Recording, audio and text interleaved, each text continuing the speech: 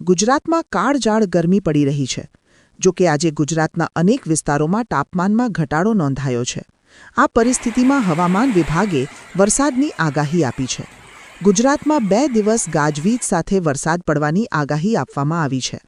હવામાન વિભાગ પહેલા હવામાન નિષ્ણાત અંબાલાલ પટેલ અને અથરિયા શેટ્ટીએ પણ ગુજરાતના હવામાનમાં પલટાની સાથે વરસાદની આગાહી કરી છે. અંબાલાલ પટેલે તો વરસાદની સાથે કરા પડવાની પણ આગાહી કરી છે. હવામાન વિભાગે ઘણા રાજ્યોમાં હીટ વેવ અને ગરમ રાત માટે ચેતવણી જાહેર કરી છે.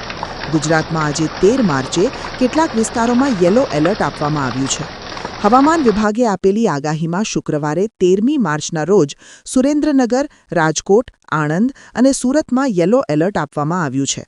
આ ઉપરાંત ગુજરાતના દરિયાકિનારે આવેલા વિસ્તારોમાં હોટ એન્ડ હ્યુમિડ કન્ડિશનની આગાહી આપવામાં આવી છે. જો કે 14થી 18 માર્ચ સુધીમાં કોઈ પણ ચેતવણી આપવામાં આવી નથી. હવામાન વિભાગે આપેલી માહિતી પ્રમાણે 18 માર્ચના રોજ બુધવારે કચ્છ, બનાસકાંઠા, પાટણ, સુરેન્દ્રનગર, મોરબી, રાજકોટ, બોટાદ, ભાવનગર, અમરેલી, ગીર સોમનાથ, વડોદરા, છોટાઉદેપુર, ભરૂચ, નર્મદા, સુરત અને તાપીમાં વરસાદની આગાહી આપી છે. આ ઉપરાંતના કોઈ પણ વિસ્તારમાં કોઈ એલર્ટ આપવામાં આવ્યું નથી.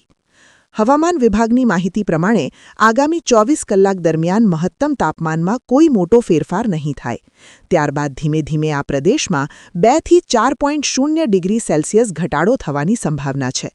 ન્યૂનતમ તાપમાન માટે આગાહી જોઈએ તો આ પ્રદેશમાં આગામી 7 દિવસ દરમિયાન લઘુત્તમ તાપમાનમાં કોઈ મોટો ફેરફાર નહીં થવાની સંભાવના છે. હવામાન નિષ્ણાત અંબાલાલ પટેલે પોતાની આગાહીમાં જણાવ્યું છે કે તારીખ 14થી 18માં એક મજબૂત પશ્ચિમ વિક્ષેપ આવશે, જેની અસર ગુજરાતના ભાગો ઉપર પડવાની શક્યતા છે. 16થી 22 માર્ચમાં એક મધ્યમ કક્ષાનો વિક્ષેપ આવતા તેની અસર ગુજરાતના ભાગો ઉપર થવાની શક્યતા છે.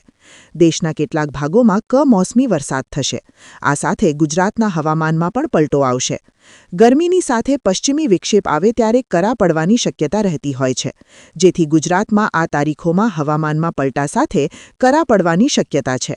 16થી 20 માર્ચ અને 28 માર્ચથી એપ્રિલની શરૂઆત સુધીમાં દેશ સહિત ગુજરાતના હવામાનમાં પલટો આવવાની શક્યતા છે. 28મી માર્ચથી એપ્રિલની શરૂઆતમાં પણ પશ્ચિમી વિક્ષેપ આવી શકે છે.